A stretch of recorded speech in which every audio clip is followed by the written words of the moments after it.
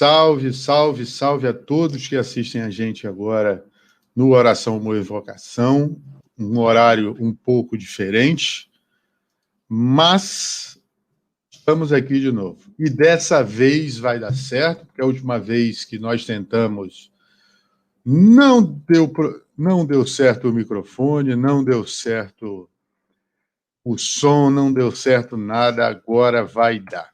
De novo, agora sim a gente recebe a Daiane, publicitária, católica, gosta de arroz com piqui. Segundo ela já me falou, pode não gostar de sertanejo, mas o sertanejo está no sangue do goiano. Não estou mentindo? Não, é verdade. A gente ouve muita música sertaneja, até sem querer. É para embalar, neném. Vocês embalam neném ouvindo Zezé. Música sertaneja. Como eu tinha dito, publicitária, trabalha com marketing digital. Quem quiser, as redes sociais dela estão aqui embaixo. E, enfim, seja bem-vinda, Daiane, mais uma vez. E agora, enfim, muito obrigado pela disponibilidade. Obrigada. Daiane, me fala, o que te levou à publicidade? A gente sabe que você é do interior de Goiás, eu não lembro a cidade agora. Qual é a cidade? Repete para mim. Indiara. Você é de Indiara, interior de Goiás. Certamente você falou assim, pai, eu vou fazer faculdade, beleza. O que você vai fazer, minha filha? Você vai fazer o quê? Publicidade. Qual foi a reação? Inicialmente eles ficaram surpresos, porque é uma graduação que, principalmente lá no interior, quase ninguém conhece.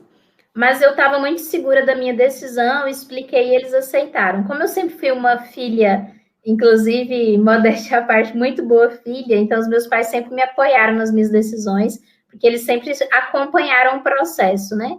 E na época eu ia cursar direito, mas eu mudei a minha escolha da graduação, porque eu pesquisei a respeito de como seria a graduação, né, ao longo do curso, quais disciplinas eu ia estudar. E eu me identifiquei mais com a grade curricular de publicidade e propaganda. Então, eu optei por fazer o curso, vendo realmente o que eu estudaria em cada semestre daquele curso. Avaliei as duas grades curriculares e optei por publicidade e propaganda. Inclusive, deixo isso como dica, para mim foi a melhor coisa que eu fiz, porque eu, de fato, entendi o que eu ia fazer ao longo do curso. Eu não fui pelo título. Você é publicitária, você é advogada. Eu fui pelo que eu ia estudar, pelo que eu identifiquei que eu ia ter prazer, alegria em estudar, que eu ia me dedicar e ia me tornar uma boa profissional. E considero que deu certo. E, enfim, você trabalha com o que atualmente?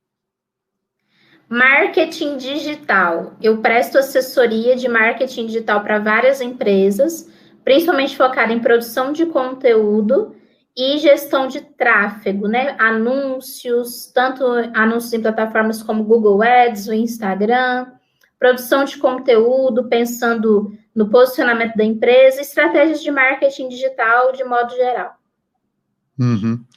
E o que atualmente a gente entrou em contato por causa de uma situação que é que você está fazendo uma campanha, se é que eu posso dizer assim, ou um trabalho para uma rede, uma empresa de moda católica, né? Isso, exatamente, a Ágape. E em que consiste esse trabalho que vocês estão fazendo? Nós queremos lançar uma nova coleção pensando no público jovem, porque a Agape é uma empresa muito tradicional, que tem um público mais velho, que gosta muito da marca, e agora a gente quer rejuvenescer a marca sem deixar de atender o público que já atende, mas já abrindo novas oportunidades de mercado, né? Então, inserir uma nova gama de produtos que também conversem com o público-alvo, mas que mantenham o mesmo propósito de evangelização a partir da roupa. Uhum. E me fala, como foi assim? Você já trabalhou? Você tinha falado para mim da última vez que, enfim, você já estagiou em alguns lugares. Como foi essa caminhada até chegar onde você está? Então, na graduação, desde o começo eu procurei por estágios na área e eu sempre gostei muito da área do marketing, de pensar mesmo o marketing, que é como a gente tinha falado aquele dia, né? É muito mais do que só a propaganda. A propaganda é um aspecto do marketing que envolve desde o produto em si, como que a gente está fazendo agora, né? A gente sabe que não adianta eu fazer propaganda de uma peça, de uma camiseta, que não é adequada para um jovem, se é uma camiseta pensada para pessoas mais velhas. Então, marketing é pensar desde o produto até o preço desse produto, a praça, que é onde ele vai ser distribuído. A gente falava, uma comunicação aqui em Goiás é diferente da comunicação no Rio de Janeiro, por uma questão cultural do público. Tem alguns aspectos a serem trabalhados, né? E a promoção, que aí entra a publicidade, relações públicas, o jornalismo e tudo mais. E eu sempre busquei estágios na área de marketing, ou seja, não necessariamente estágios em agências de publicidade. De modo que eu nunca estagiei em uma agência de publicidade, eu estagiei em assessorias de comunicação de uma franquia de academia do Tribunal de Justiça do meu estado, aqui de Goiás, do Comitê de Cidadania do Banco do Brasil, com o qual eu tenho um vínculo até hoje, e fiz assessoria dentro da própria instituição, da universidade. Trabalhei em uma agência experimental da universidade, mas era uma dinâmica diferente, porque não era uma agência de mercado, era uma agência dentro da universidade que fazia parte da graduação, e a assessoria de comunicação da universidade, trabalhando no marketing da instituição. Então, eu sempre fui ligada a instituições. Eu trabalhei basicamente só em 3 grandes instituições públicas, o Banco do Brasil, o Tribunal de Justiça e a Universidade Federal de Goiás. E uma franquia internacional de academias, que tinha um modelo de atendimento muito personalizado, muito excelente. Aprendi muito sobre atendimento ao cliente nessa franquia. E quando saí da universidade, eu, inclusive, saí com essa experiência, assim, bem ampla, digamos assim, por vários aspectos do marketing mesmo, como um todo. E eu trabalhei sempre muito com produção de conteúdo, de fotos, sou fotógrafa, tenho esse título, assim, por amor, gosto muito de fotografar. E redação. Escrevi para revistas do Tribunal de Justiça, para o jornalzinho do comitê. Sempre gostei muito dessa produção do conteúdo, da redação e da produção fotográfica. E aí eu saí com uma expectativa muito alta, porque eu trabalhei em ambientes muito bons, eu tinha... e mesmo como estagiária, eu sempre me posicionei de uma forma que me dava uma certa credibilidade, e eu saí com uma expectativa muito alta para o mercado. E aí, quando eu saí com o currículo que eu tinha e fui procurar emprego na época, eu vi que o mercado de agências era muito difícil, assim, existe um glamour no mercado, é como se entrar numa agência de publicidade fosse um grande privilégio, e de fato é muito legal, divertido, tem todo um estilo de vida específico, mas eu não me adequei a esse formato de entrar na agência. Fiz uma experiência inicial em uma agência, mas só por 5 meses, e decidi sair porque eu não consegui me adaptar a esse modelo muito acelerado, que tudo é urgente, tudo é para ontem, tudo está atrasado, e não se tem tempo de planejar com estratégia como eu estava acostumada a ter antes. E aí eu decidi que eu ia fazer mestrado, ia seguir carreira acadêmica, ia viver uma vida de estudos, mas com base nos 5 meses de experiência que eu tive na agência, um cliente da agência veio falar comigo porque queria o meu atendimento. Eu já tinha, nessa época, ficado muito especializada em atendimento ao cliente, conciliando o conhecimento que eu tenho do conteúdo com o atendimento em si na parte de relacionamento. Aí eu neguei, falei, jamais, não posso atender você é cliente dessa agência, continue lá, eu deixei uma pessoa me sucedendo lá, vai dar tudo certo. Mas um colega que trabalhava comigo na agência me indicou para um projeto freelancer que ele estava fazendo fora da agência. Ele continua trabalhando na agência, mas fazia um freelancer de desenvolvimento de site.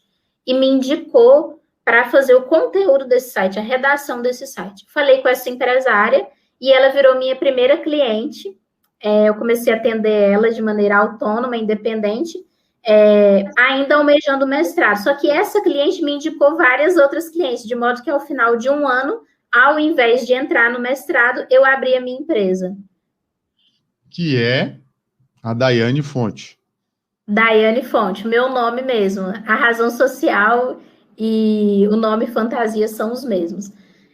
O que muda na razão social, né? Daiane Fonte Marketing, assessoria e marketing limitada, Mas a ideia de ter um nome, mesmo no nome fantasia, ter Daiane Fonte, é porque é uma assessoria pessoal, humanizada. O meu diferencial no mercado hoje é o atendimento, é o relacionamento com o cliente, conciliado com o domínio técnico que eu tenho, né? De tudo que pode ser oferecido, que hoje eu não opero mais, eu tenho várias pessoas trabalhando comigo, mas eu conheço tudo, sei administrar tudo e fazer com que o cliente compreenda o que ele está contratando. Uhum. E você tem uma forma especial das pessoas que trabalham com você, que você me disse, né? Se referir, não, eu não trabalho na agência tal, eu não sou da agência tal. Como é que é isso? É porque eu cheguei a ter um escritório com algumas pessoas trabalhando comigo presencialmente, mas o nome era Daiane Fonte. Então havia uma certa dificuldade, até no começo, né, logo ali no segundo ano mais ou menos, que eu tinha algumas pessoas trabalhando comigo. Tipo, eu trabalho na Daiane. Eu ouvi algumas pessoas dizendo isso, trabalho fica na meio Daiane estranho Fonte. falar isso, né? Meio no E português.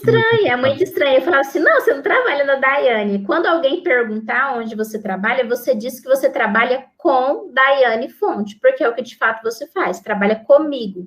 E também instruir que eles sempre falassem isso com relação ao título que eles têm profissional. Então, o diretor de arte é diretor de arte com Daiane Fonte. Ele não é o diretor de arte da Daiane. Como a gente vê no mercado, às vezes um profissional ele fala, eu sou redator da agência tal, eu sou diretor de arte da agência Y. Não, a redatora é redatora com Daiane Fonte, o analista é analista com Daiane Fonte. Então, eu até uso essa hashtag no Instagram, hashtag com Daiane Fonte, e essa ideia de colaboração, de time, de união. É claro que eu estou à frente do negócio, literalmente é o meu nome, mas ele não é constituído sozinho, é com várias pessoas. Então, eu sempre fiz questão, e todo mundo que trabalha comigo recebe os créditos por tudo. Então, os meus clientes conhecem os meus prestadores de serviço. Hoje é um modelo 100% remoto, online, à distância.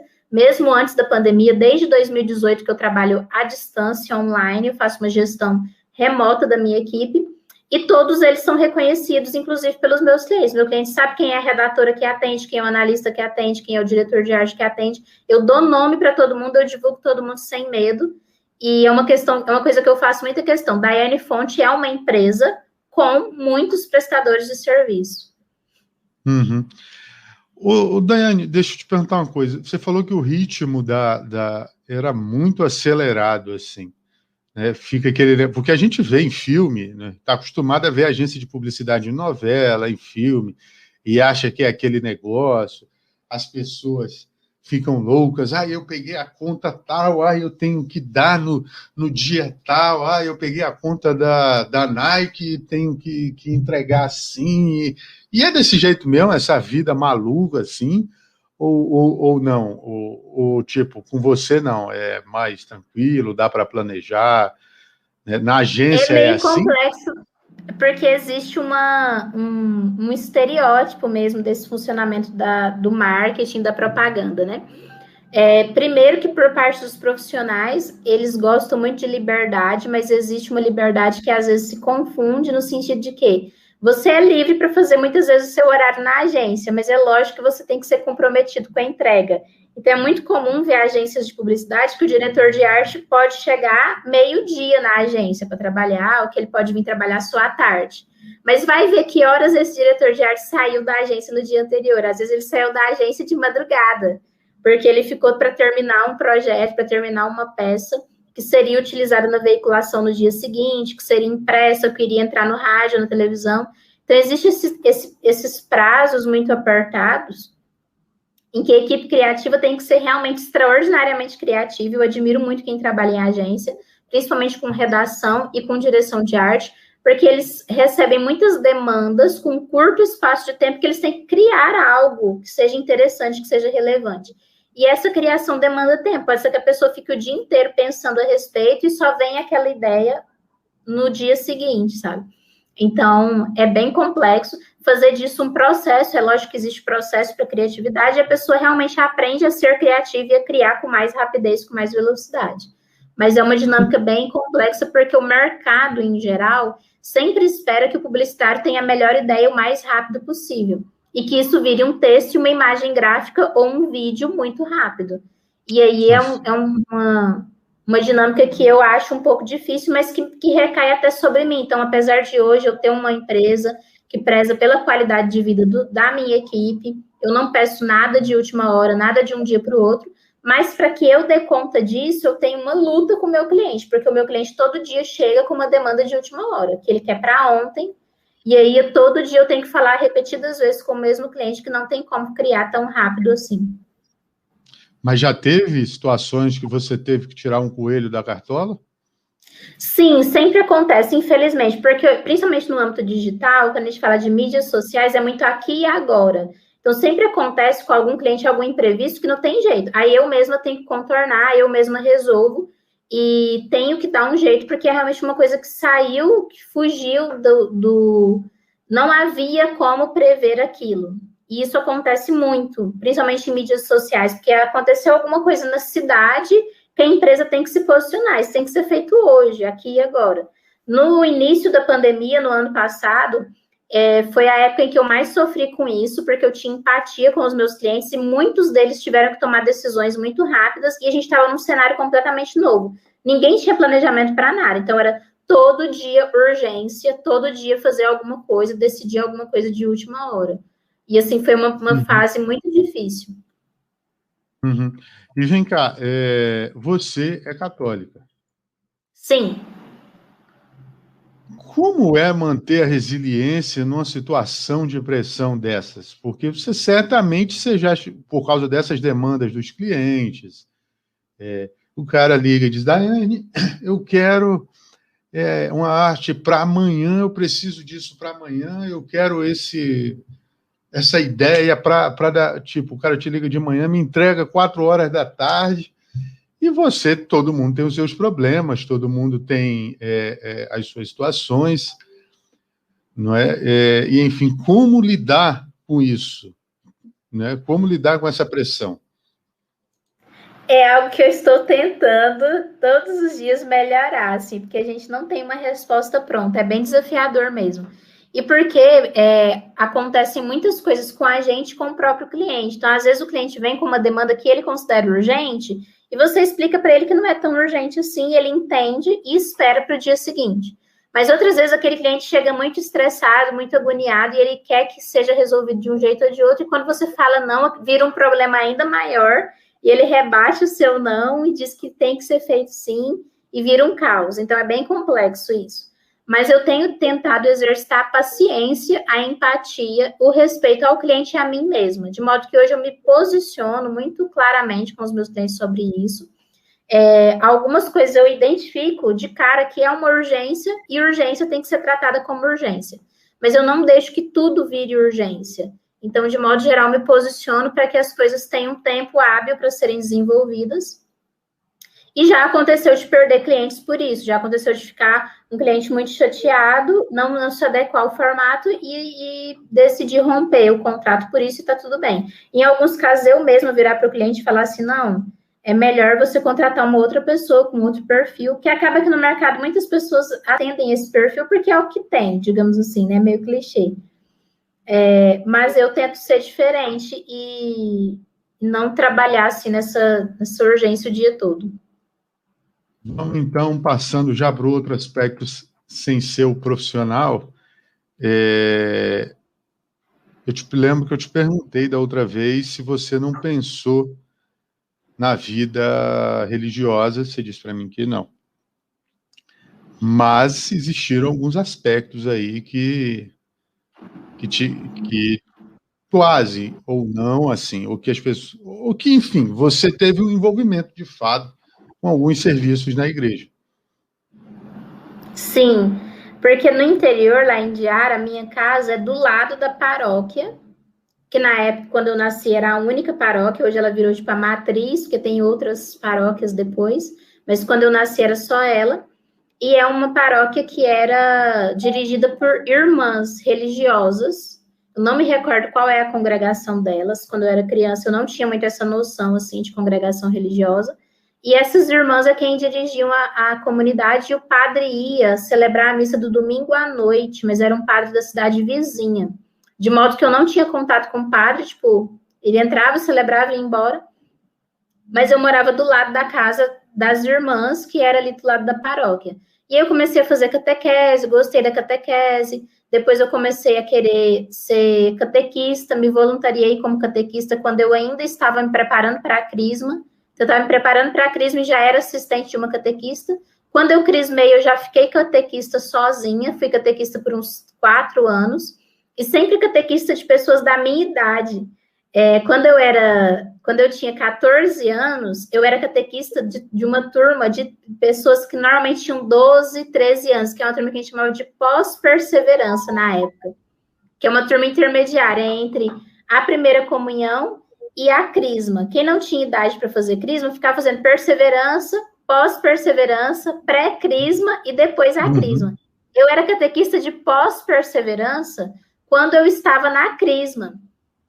Então, a nossa diferença de idade era muito pequena. Então, eu era catequista de pessoas praticamente da minha mesma idade. Isso foi muito legal, porque eu meio que fiquei, eu digo que eu fiquei nos 13 anos, muitos anos, porque eu tinha 14, eu tinha 13, aí eu fiz 14, era catequista de quem tinha 13.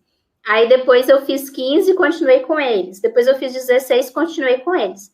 Quando eu fiz 17 anos, eu mudei para Goiânia para estudar.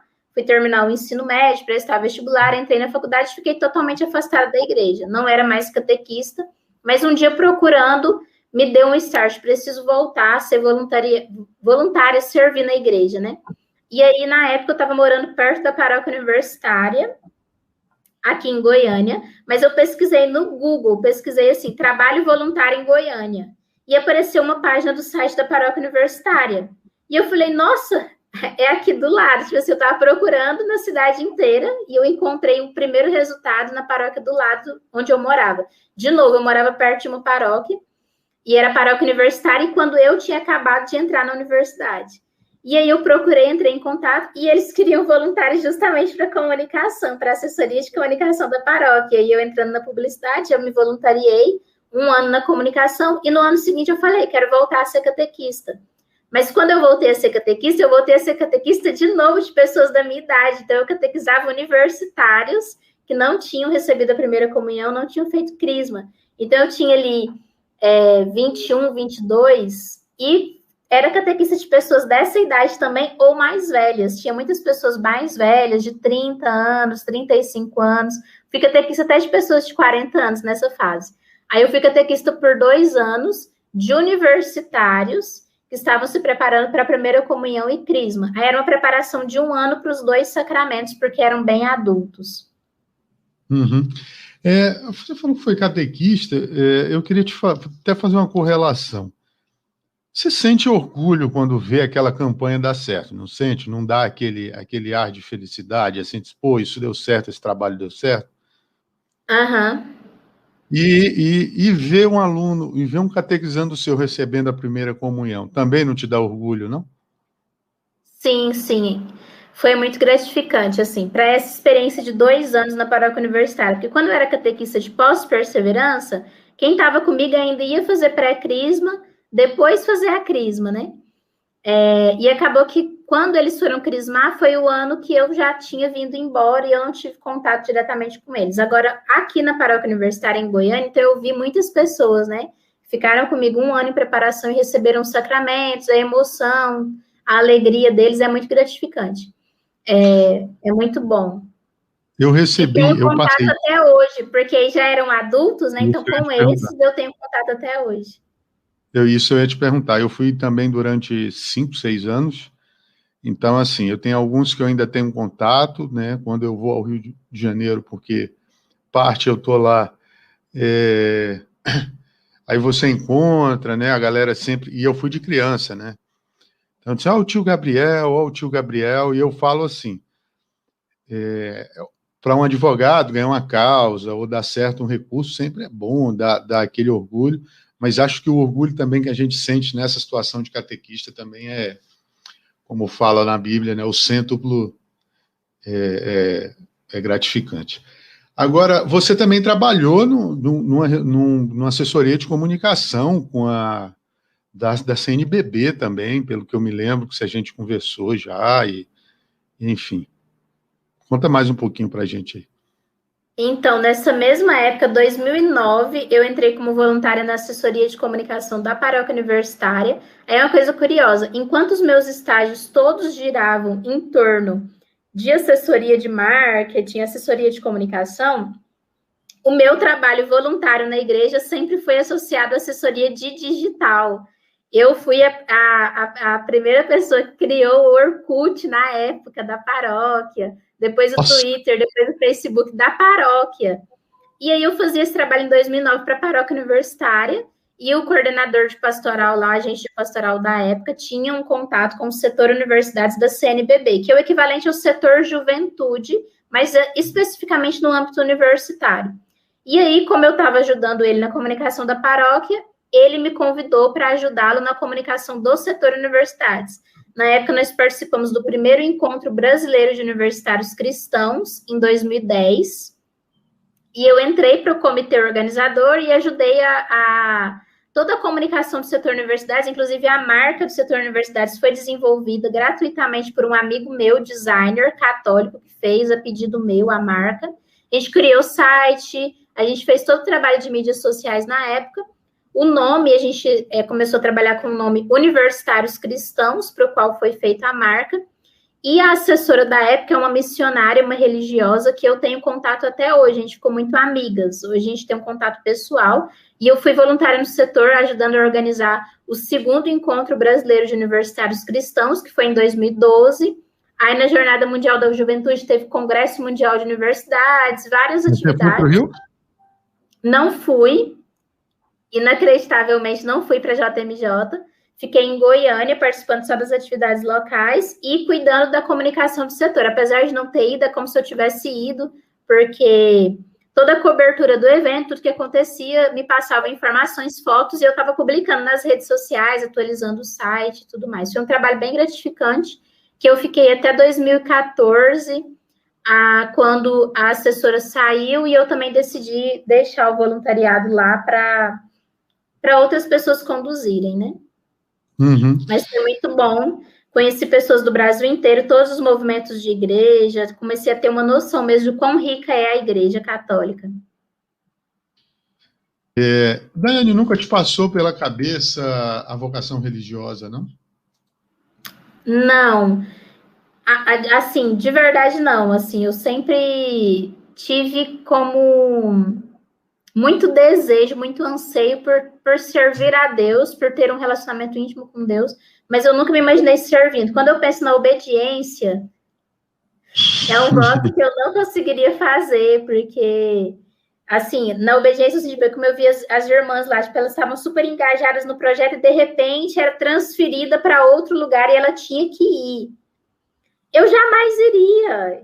E, assim, se eu tivesse muito engajado num projeto, eu só sairia quando eu quisesse, eu não ia aceitar que me mandassem.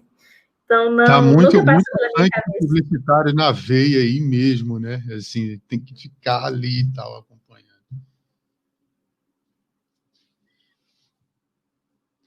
Mas assim, mas nunca assim, tipo assim, você se envolveu muito assim, né? Dentro de projeto com igreja, com religiosas lá na sua cidade, depois aí na paróquia em Goiânia, né? Teve esse contato com essa irmã que você tem por causa da CNBB.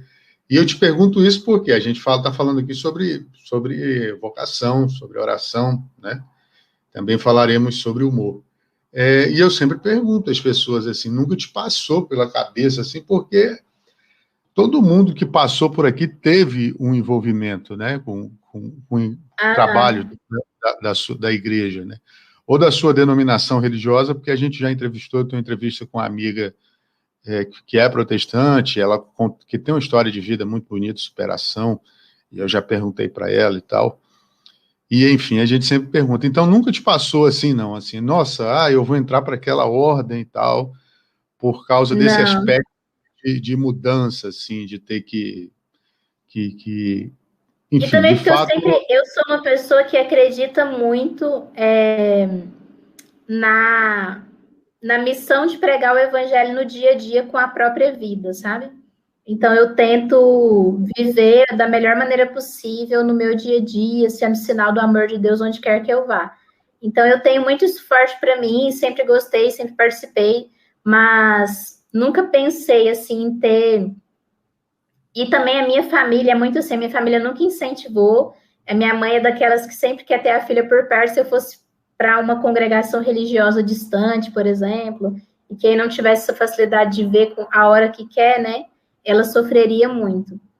Então, não passou, assim, com certeza, pela minha cabeça, não. Você tem um jeito mais mãezona, assim, para ser.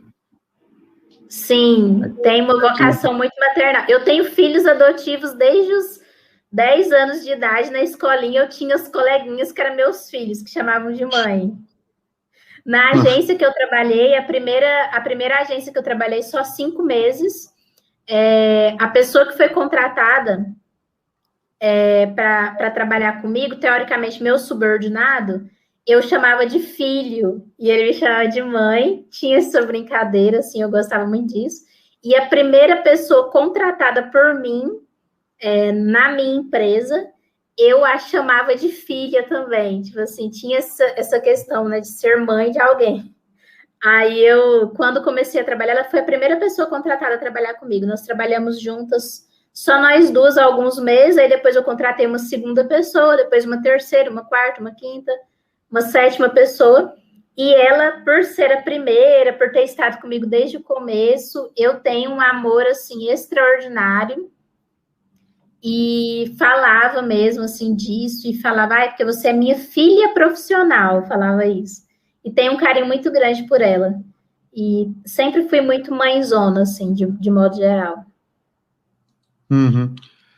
Olha só, tem um espectador aqui, a Bianca está falando aqui no chat, quando não é vocação, não adianta insistir. É verdade mesmo, não adianta teimar, né? Eu lembro da homilia do padre Paulo Ricardo, que eu estava fazendo para o TikTok agora, né, para escrever as meditações, acho que foi há umas 2 semanas, e ele fala como é bom ser contrariado, né? Por Deus, assim, que a gente acha que não, eu quero isso, eu quero isso, eu quero esse caminho, e ele vai lá e te mostra, não, seu caminho é esse, siga isso que eu estou falando, que eu tenho esse plano para você. A gente falou um pouco da sua vocação, agora existe também a forma de você, né, discernir, que é através da oração.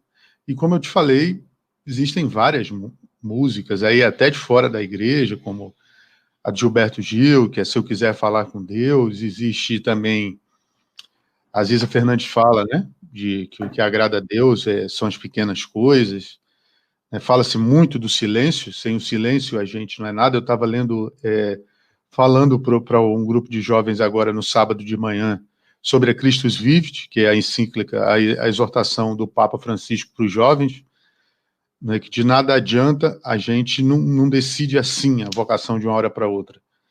Né, a gente para e tem que ter um momento de concentração, um momento de silêncio.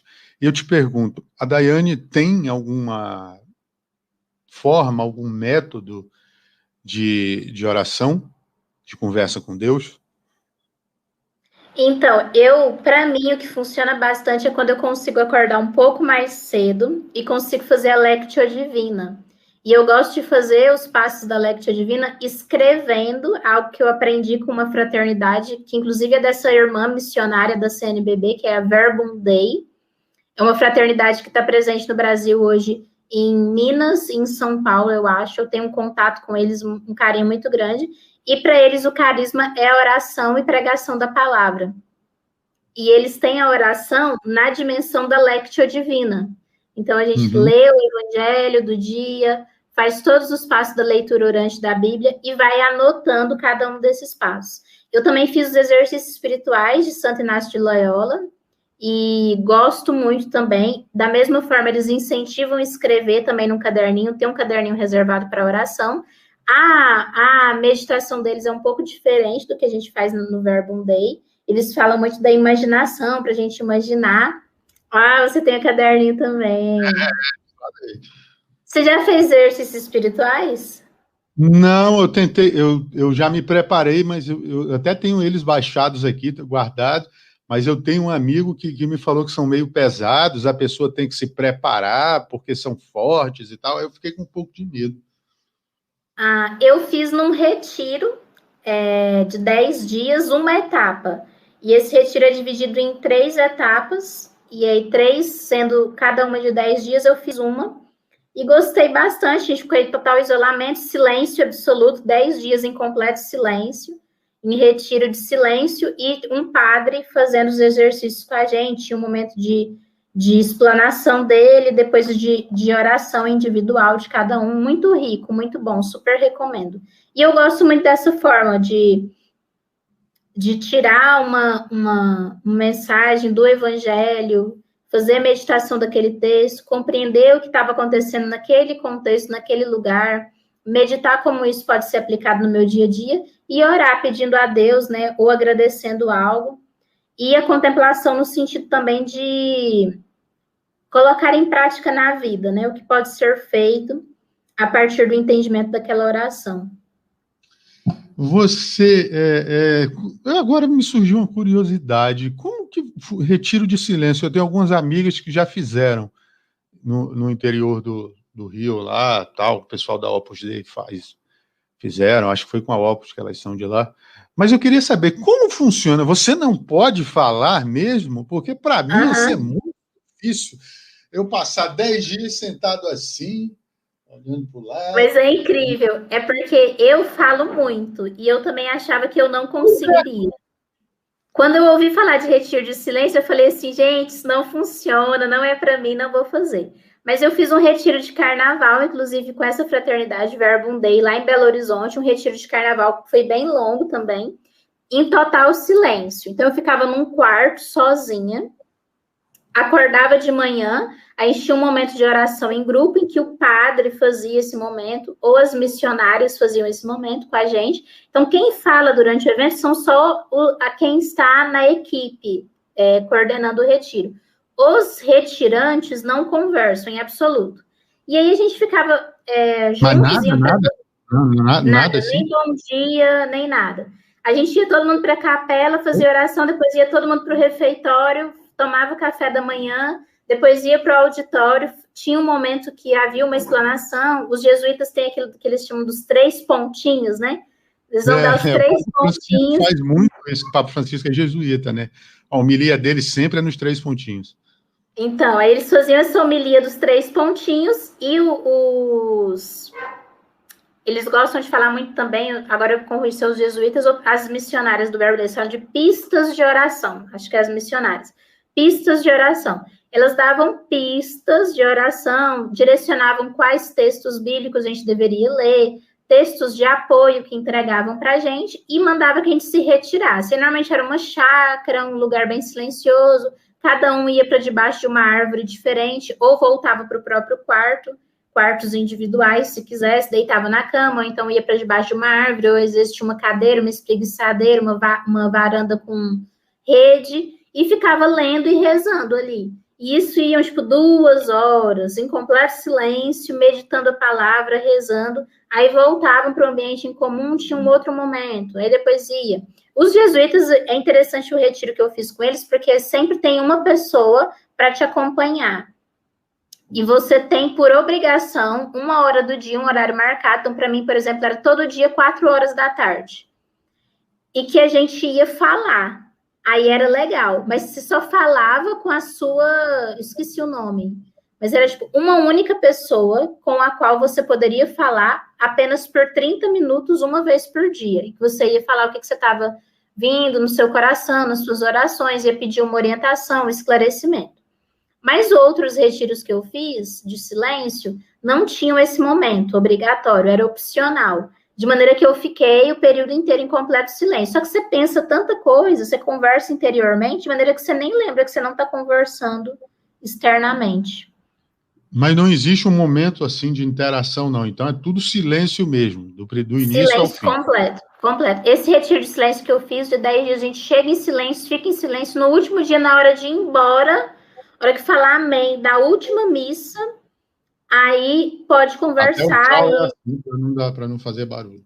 Não, aí o tchau a gente dá conversando. Aí às vezes tinha aquela pessoa que você ficou curiosa, quem é essa pessoa? Então você quer conversar e a pessoa já tá com o horário marcado para ir embora. Mas tudo bem. Bianca falou aqui que você já serviu muito bem, quer dizer, já serviu em várias situações aqui dentro da igreja. A gente, falando então, indo para o último aspecto, a gente sabe, o Papa Francisco, recentemente, ele sempre tem falado de que um cristão, a identidade do cristão é a alegria, né? Um cristão sem o sorriso, um cristão sem ser alegre, não é um cristão verdadeiro. E eu te falei, eu sempre falo, né, das histórias, tem São Felipe Neri, Santa Teresinha falava isso, eu falei que São Felipe Neri é o padroeiro dos comediantes, São João 23 é conhecido como o papa mais engraçado da história, tem várias piadas dele, né, ele está andando no meio do povo e as pessoas dizerem, nossa, como é feio e gordo. Aí ele dizia, não, eu sou papa, eu não fui eleito num concurso de beleza. E eu te pergunto, aliado a esses dois aspectos que a gente falou, dá para levar, dá para encaixar o humor nisso, na vida? O bom humor? Com certeza, com certeza. Eu, pessoalmente, sou muito bem-humorada. Para mim, o sorriso é, inclusive, a minha marca registrada, literalmente. A minha marca é, de fato, um sorriso. Inclusive, essa primeira pessoa que começou a trabalhar comigo foi quem desenvolveu a marca. E, espontaneamente, sem que eu pedisse, ela fez a marca para mim, que é um sorriso mesmo. É o D de Daiane de cabeça para baixo, formando um sorrisinho. E ela me deu de presente essa marca, dizendo que o que a inspirou a criar a marca é porque todos os dias eu a recebia com um sorriso e a alegrava todas as manhãs. Então, é uma história até que eu fico muito, assim, emocionada e feliz com isso, porque foi um presente, assim, magnífico mesmo, porque eu sempre levei isso, o sorriso, como um sinal do amor de Deus. Então, onde eu entro, por onde eu passo, quando eu chego no edifício, por exemplo, eu faço questão de olhar, de cumprimentar o assessorista, de sorrir, de mostrar que eu sou um ser humano que me importa com aquele outro ser humano. E de levar a vida leve. Então, assim, com as pessoas com as quais eu trabalho, mesmo no modelo distante, eu sempre incentivo alguma brincadeira, mas sempre algo... Eu não gosto de piadas, nada de mau gosto, mas algo divertido, realmente engraçado, positivo. Com os meus clientes, eu sempre falo de maneira muito descontraída, nada formal. Os meus e-mails, eles sempre têm alguma brincadeirinha, sempre tem alguma coisa, um jogo de palavras. No WhatsApp, eu só converso por figurinhas, até com os meus clientes. Eu tenho todo tipo de cliente, desde os mais conservadores, mais tradicionais, até alguns mais jovens e mais espontâneos também. Mas com todos eu falo da mesma forma. É o meu posicionamento, inclusive. Ser muito alegre, divertida, espontânea, mesmo se tratando de trabalho, mesmo se tratando de vocação, de oração, eu estou sempre disposta a sorrir e acolher as pessoas com um sorriso. Uhum. Interessante, legal, isso mesmo, né? A gente tem que exercitar isso no dia a dia, né? Ainda mais você na sua profissão, né? Você imagina, vai receber a proposta de um cliente, aí já chega de cara, não de cara feia, mas agir friamente, assim, não receber com alegria e praticar isso também, né? Botar em prática no dia a dia, depois que ele te faz a proposta, você aceita, desenvolver esse trabalho, fazer assim, sem alegria, não vai sair melhor do que seria com amor ou alegria também. Uhum. Indo já para a parte final, então, eu vou te fazer algumas perguntas. A primeira, você tem um santo de devoção? Não tenho, infelizmente. É uma pena. Mas se você pudesse escolher algum santo, você está ali, ou São fulano de tal, vamos nos encontrar? Aí, vamos, sim, aonde? Num restaurante ali, num barzinho, para a gente conversar. Eu queria lhe fazer umas perguntas, ou na igreja mesmo, ali sentar no banco. Aí ele, tá bom, Daiane, eu vou. Qual santo você escolheria e qual pergunta você faria para ele? Só uma. Eu acho que São Pedro, porque eu me identifico muito com o perfil, e eu perguntaria se o vovô está bem, Você lá no falou céu. que você tinha uma ligação muito forte com ele, né? Uhum. E a Daiane de agora, de 32 anos, você tinha me falado.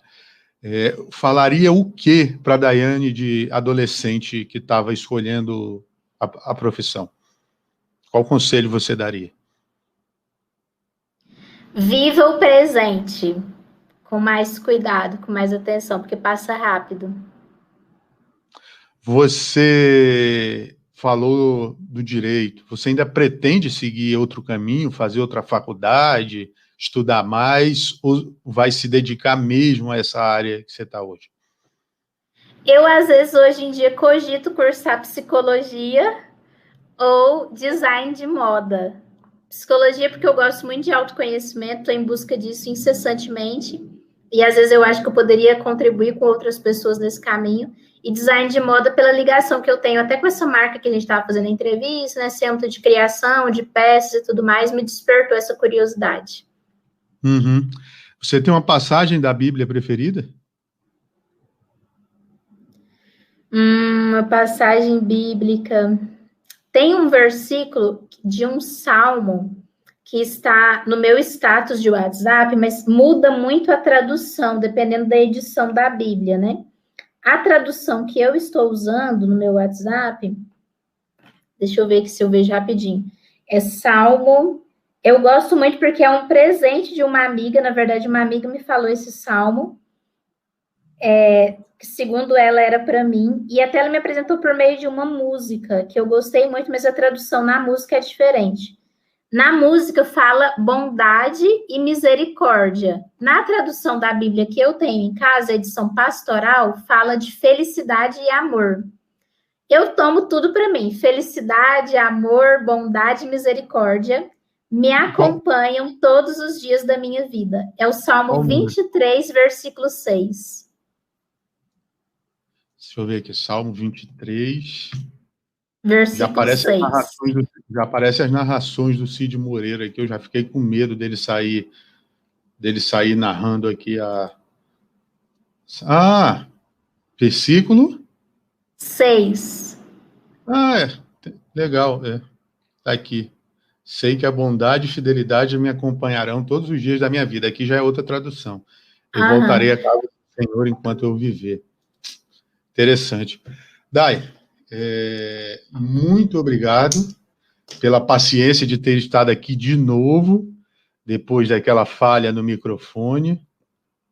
Eu desejo que Deus te abençoe nessa empreitada aí. Depois você me passa o contato da irmã, porque de repente ela pode aparecer aqui e falar com a gente. Depois.